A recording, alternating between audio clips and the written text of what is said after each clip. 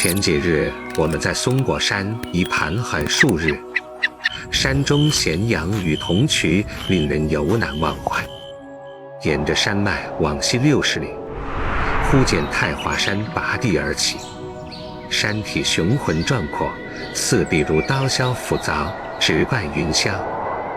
山高5000仞，宽10里，颜色青黑如铁，峭壁间寒风凛冽如刀刃，飞鸟难觅落脚之枝，走兽不见攀援之路。而在这深山幽谷之中，直伏着一种怪蛇，名曰肥卫。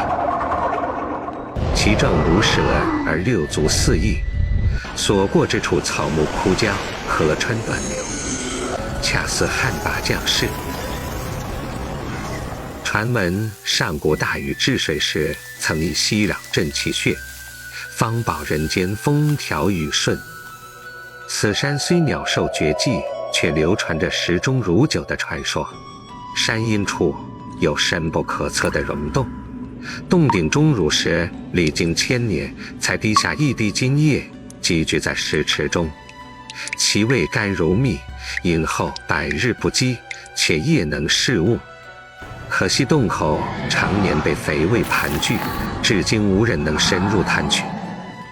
嘘，小点声，这可不是个善茬，我们莫要惊动了他。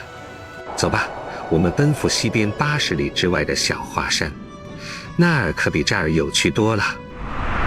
放眼望去，漫山遍野的荆棘树与枸杞树肆意生长，树枝间硕果累累。倘若你想煮上一壶枸杞茶，随手采摘些许便是。树下赤色锦鸡穿梭林间，羽色艳若朝霞。古人取其羽毛制成羽衣，水火不侵。山坳枸杞丛中常现啄牛身影，此兽状如西域牦牛，却生珊瑚般的分叉巨角，黑毛红髯。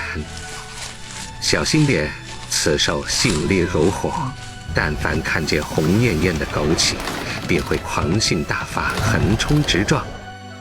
小华山北侧藏有青灰色磬石，是一种天然的乐器矿石，敲击时发出清越悠长的金属音，悠扬而空灵。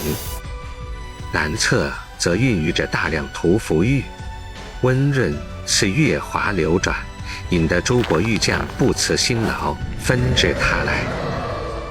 山间更有碧丽仙草，隐于幽涧，状如乌酒，色如翡翠，精赤如血。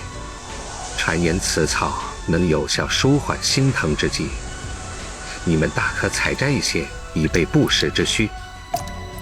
下一期我们将继续向西80里，到物产丰富的富裕山去看看。